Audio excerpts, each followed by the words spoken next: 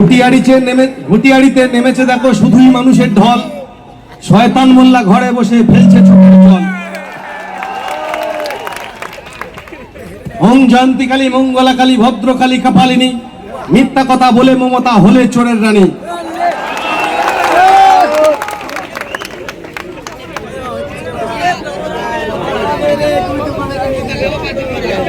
উন্নয়নের গতিধারায় রাজ্য হয়েছে বেহাল, উন্নয়নের গতিধারায় রাজ্য হয়েছে বেহাল। নওশাদ সিদ্দিকী দেখাতে পারে নতুন এক সকাল। যাই হোক,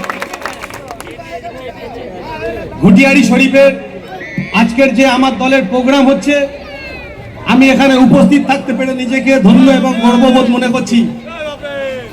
তো দু এক কথা বলবো বক্তব্য শুরু করার আগে। আজকের এই প্রোগ্রাম যারা আয়োজন করেছেন, এত অঞ্চলের আইএসএফ এর নেতৃত্ববৃন্দ, মঞ্চে উপস্থিত দক্ষিণ 24 পরগনা জেলা সভাপতি